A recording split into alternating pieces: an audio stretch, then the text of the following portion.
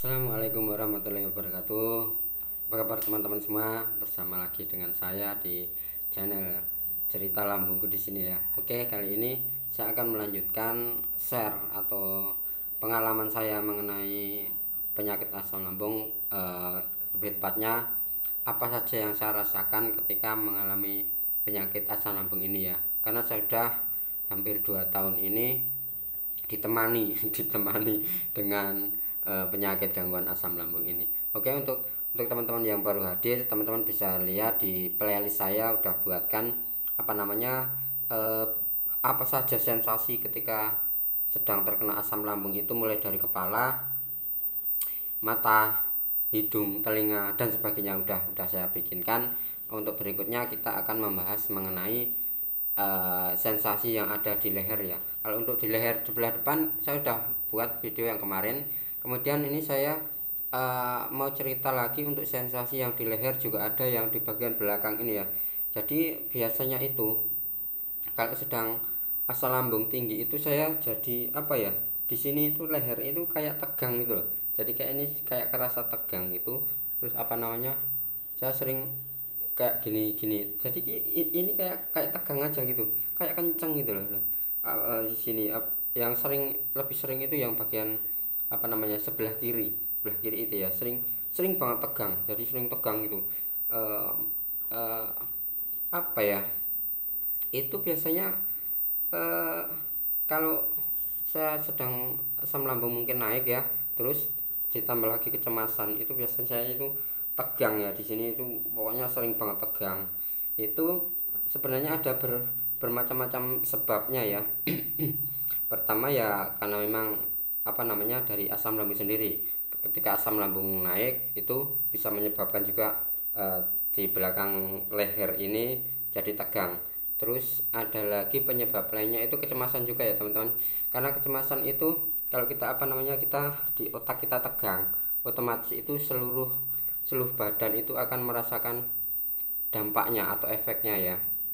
Kenapa tegang ya, karena kita kalau udah terkena itu biasanya kita akan timbul kecemasan ya, kecemasan, rasa takut, mau ngapa-ngapain takut, terus memikirkan tentang penyakit yang ada di diri sendiri. Loh kok bisa kayak gini rasanya, kok aneh kayak gini, terus gimana ya ini ya. Itu biasanya kalau udah apa banyak pikiran itu juga bisa bikin tegang di sini ya, di leher itu jadi kerasa tegang kayak gitu.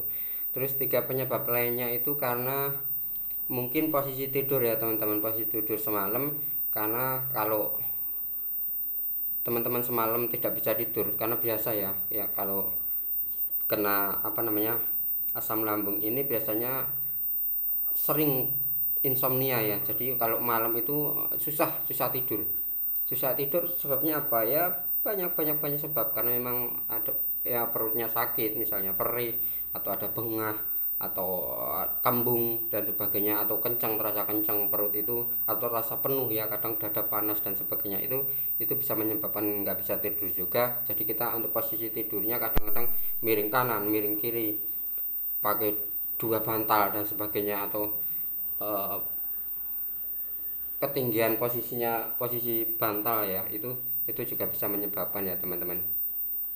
Terus nah, bagaimana cara mengatasinya? Oke, untuk mengatasi apa namanya rasa tegang, rasa tegang ini kita ya, pertama kita tetap harus apa namanya, menetralisir lambung kita dulu ya teman-teman. Oke, mohon maaf teman-teman, tadi kita lagi nggak fokus karena gerimis ya, ngangkatin jemuran dulu. Oke, itu kita lanjutkan ya. Nah, bagaimana cara mengatasi apa namanya, kaku di leher, kencang-kencang atau pegel di sini ya? Itu yang tetap paling utama adalah kita harus mengobati lambungnya dulu ya. Bagaimana caranya? Menetralisir asam lambung dulu yang ada di perut. Karena kalau asam lambung ini tinggi, bisa bisa tinggi volumenya, bisa karena apa namanya, volume asam lambungnya bertambah, atau bisa juga tingkat keasamannya itu ya. Karena apa namanya itu yang mengakibatkan gangguan asam lambung ya dua itu. Jadi kita harus menetralisir asam lambungnya dulu. Bagaimana caranya? Mungkin kalau teman-teman masih parah gitu ya, ya teman-teman kalau masih ada obat diminum aja obatnya.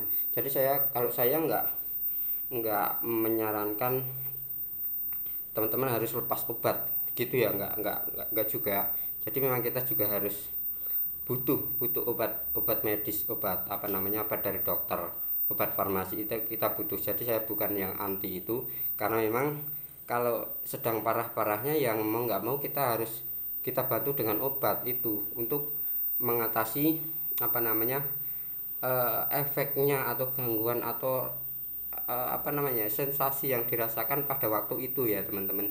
Nah untuk kemudian supaya tidak terulang lagi atau supaya nggak kambuh lagi, baru kita mengatasinya dengan treatment atau dengan apa ya, dengan latihan atau eh, dengan apa ya, dengan cara-cara yang di luar medis. Nah gitu, itu untuk jadi itu untuk hasil yang jangka panjang ya teman-teman. Kalau untuk jangka pendek ya tetap minum aja obatnya, nggak apa-apa, diminum aja obatnya buat netralisir asam lambung dulu, biar nanti bisa tidur, biar perutnya yang tadi sakit biar sembuh dulu, minimal malam itu juga minimal bisa tidur.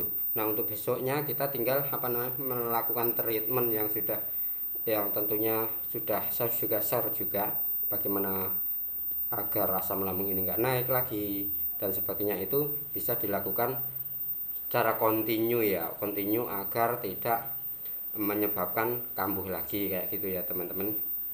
Nah apa namanya, ya teman-teman bisa pakai obat-obatan yang dari dokter itu dulu untuk mengatasi yang apa namanya, sensasi yang paling dirasakan saat itu. Misalnya malam itu perut perih dan sebagainya, itu ya kalau mau nahan ya gimana, nanti akhirnya nggak bisa tidur, ya udah minum obat aja, minum obat dulu nggak apa-apa. Obat yang bisa netralisir asam lambungnya ya, biasanya yang dari dokter itu biasanya yang obatnya yang punya cek cek cek cek cek cek kayak gitu, yang ada sol itu ya, kayak omeprazol, lansoprazol dan sebagainya, itu diminum nggak apa-apa diminum, asal kita untuk berikutnya kita usahakan nggak minum. Nah kayak gitu, gimana cara nggak minum ya, kita treatment mengenai makanannya, kita jaga makanannya, jangan sampai melanggar pantangan yang makan yang harus kita hindari, antara lain pedas, asam, berlemak dan sebagainya. Terus kalau minuman ya hindari yang dingin atau minuman yang mengandung soda dan sebagainya, itu minuman yang cepat saji kayak gitu jangan dulu. Minuman yang sehat, air putih dulu atau air putih anget itu lebih enak ya. Air putih anget itu diminum dikit-dikit, seripit-seripit, itu tadi nanti bisa membantu menetralisir asam lambungnya ya teman-teman. Jadi minumnya air hangat aja, air hangat itu.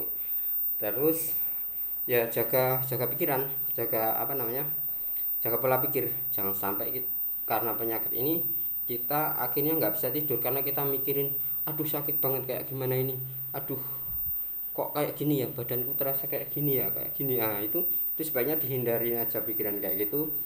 Apa namanya, kita mikirnya positif aja. Ya memang kita sedang asam lambung naik, ya emang nanti efeknya kayak gitu, perutnya sakit, perutnya bengah, perih. Kalau saya dominan perih ya, sering perih, itu dominan perih saya. Terus dulu itu di ulu hati mengganjal kayak gitu, kayak ada yang ganjal gitu di ulu hati ini, kayak perutnya kayak penuh kayak gitu. Nah itu ya dianggap apa namanya, dibikin slow aja pikirannya, agar jangan sampai itu menjadi kecemasan tersendiri buat kita. Akhirnya bukan kita bertambah enak badannya, tapi kita malah bertambah apa ya, bertambah parah kan kalau kita terlalu banyak kecemasan yang masuk ya teman-teman. Oke itu, jadi tetap apa namanya, kalau sedang mengalami sensasinya, apapun sensasinya itu kita terima aja, maksudnya kita rasakan, kita pikir positif, oh iya memang begini rasanya, karena kan juga sudah sering, maksudnya sering gimana ya, kemarin ya kayak gini, kemarin lagi kayak gini, oh iya kita sadarin aja, oh emang rasanya itu kayak gini. Terus kita jalanin treatmentnya bener-bener cara kontinu ya, enggak 1 hari 2 hari 3 hari, enggak, bisa 1 minggu 2 minggu 3 minggu, mungkin enggak bisa 1 bulan 2 bulan 3 bulan dan seterusnya.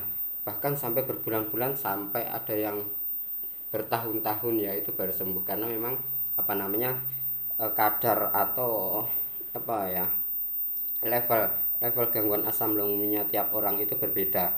Ada yang mungkin cuman dikit, cuman gejala aja. Kalau cuman gejala aja itu pun minum obat dari dokter pun sehari 2 hari sembuh, bisa sembuh. Tapi kalau udah yang udah parah, misalnya udah ada luka di lambungnya, itu butuh berbulan-bulan.